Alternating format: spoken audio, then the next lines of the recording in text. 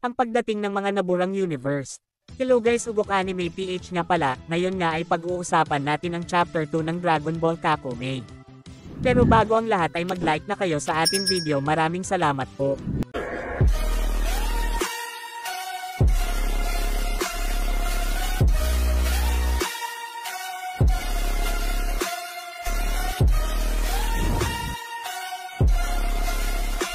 Bago ako magsimula ay mag-recap muna tayo sa last chapter.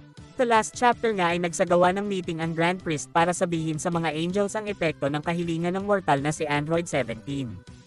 Kung saan ay sobrang laking epekto nga ang maaring mangyari. Pero dito nga ay dumating din sa Grand Priest Palace ang mga nagsi-restore na universe. Dito na nga papasok ang chapter 2 ng Dragon Ball Kakome. At sa unang panel nga ay ating makikita si Whis at ang ibang angels dito, kung saan ay si Whis nga ay nagpalabas ng sobrang lakas na chi. Ang isang angel nga dito ay nagsalita at sinabi nito na ang chi nga daw na kanyang nasesen sa mga ito ay katulad ng chi na meron ang Grand Priest. Ang isa naman na angel dito ay nagsalita nga din at sinabi nito na Whis, nararamdaman ko na hindi natin sila kaya at hindi tayo makakasurvive sa mga yan. Sa moment na ito ay nagsalita naman ang Grand Priest at sinabi nito na muli nga daw bumalik si Angel Zero. Dahil sa mga sinabi ni Grand Priest ay nagulat nga dito ang mga angels at sinabi ng mga ito na isang angel. Gusto na nga ng mga angels na pigilan ang mga ito. Pero sa kasamaang palad ay hindi nga mag-isa ang misteryosong angel na ito. Lahat nga ng mga angels dito ay talagang gusto ng labanan ang mga misteryosong nilalang na ito. Pero nagsalita nga dito ang Grand Priest at sinabi nito na kumalma nga lang ang mga ito.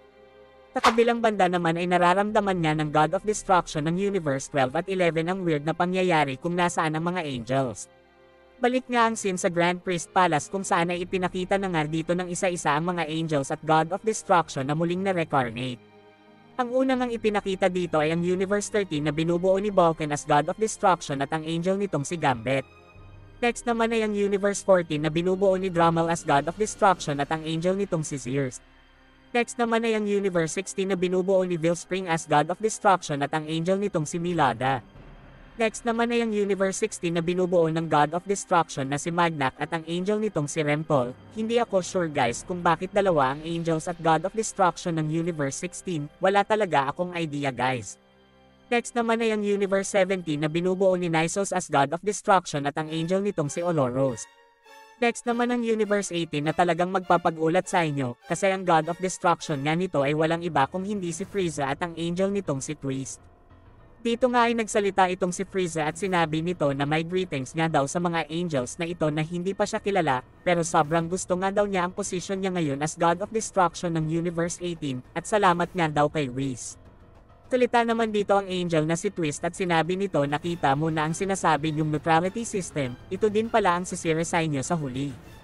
Dahil nga dito ay sobrang disappointed nga si Whis dito kay Frieza at sinabi nito na hindi nga daw niya inaasahan na gagawa pa itong si Frieza ng kasamaan after niya itong buhayin. Salita naman dito si Frieza at sinabi nito na diba sinabihan na kita na hindi ako pwedeng tumayo na lang hanggang hindi ko nasasakop ang planetang Earth. Dagdag pa nito na ang alagad nga daw niya ang nagsabi sa kanya about sa mga bagong universe na nag-appear. Dahil dito ay mabilis kong kinuha ang opportunity na ito, at mas mabuting ako na lang ang maging God of Destruction ng universe na ito. Kahit na hindi agad sila pumayag kaya napilitan ako na patayin ang kasalukuyan God of Destruction ng Universe 18 para makuha ang posisyon na ito. Hindi na nga daw mahalaga kung sasabihin pa niya ang lahat, basta ang gusto ko lang ay ang maging isang immortal para nagkaroon ng bagong level up, at para na din maging madali para sa akin ang lahat. Dito nga ay galit na galit nga itong si Whis at sinabi nito na bakit nga daw kailangan pang gumawa ni Frieza ng sobrang laking hakbang para dito. Sagot nga dito ni Frieza na bakit, nagsisisi ka na ba after mo akong buhayin? Salita nga dito si Whis at sinabi nito na hindi mo alam ang ginagawa mo Frieza, pero kahit na ganon ay kailangan mong mag-suffer sa mga kasalanan na ginagawa mo. Dagdag pa dito ni Whis na nasaan si Goku Frieza. Mga wala pang ilang oras nang hinatid ko siya sa planetang Earth after ng aming training. At dito nga ay nagkaroon ng flashback si Whis kung saan ay atin makikita na hinatid nga nito si Goku sa planetang Earth.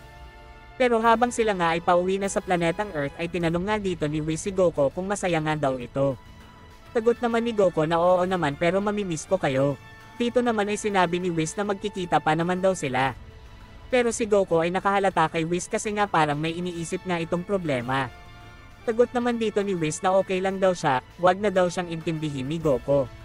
Ngunit sa point na ito ay kinukulit nga ni Goku si Whis para sabihin sa kanya ang problema nito, at nangako pa nga dito si Goku na siya nga daw ay magiging maingat.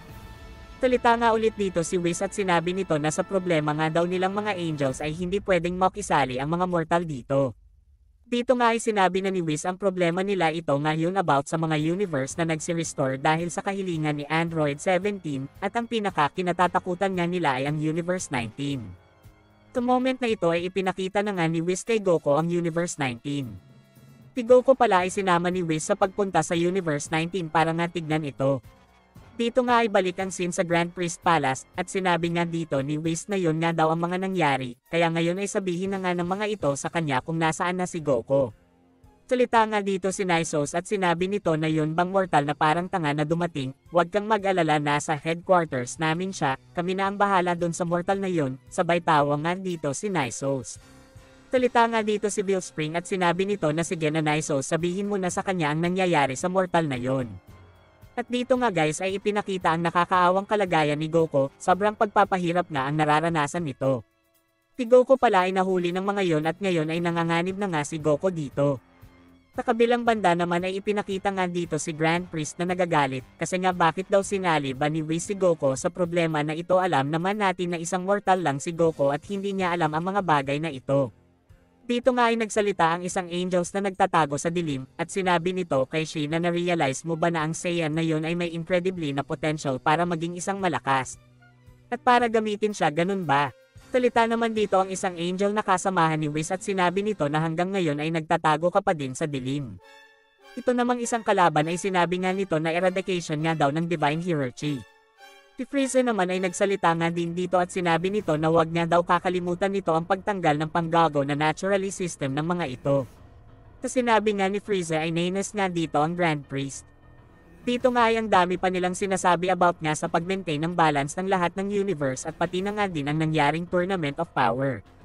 Salita naman dito si Twist at sinabi nito na bakit nga daw God of Destruction lang ni Erase sa Tournament of Power, bakit daw hindi sinama ang mga angels. Dagdag pa nga ng mga ito na ang war nga daw sa pagitan ng mga gods ay magsisimula na, kung sino nga daw ang haarang sa kanila ay yun nga daw ang magiging kalaban nila. Guys, sila nga ay magkakaiba ng pananaw sa salitang neutral at magkakaiba ang way nila.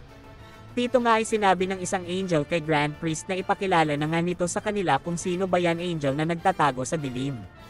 At sa moment na ito ay sinabi na nga ni Grand Priest sa lahat ng angels na yan nga daw ang kanilang nanay at pasensya nga daw kung hindi daw niya sinabi agad, yan nga daw si Grand Priestess. Salita nga dito si Grand Priestess at sinabi nito na kahit nga daw ang kanyang mga sariling anak ay hindi siya na-recognize. And end of the chapter, upload ko agad ang next chapter, bagay umabot ito ng kahit 500 likes, siya.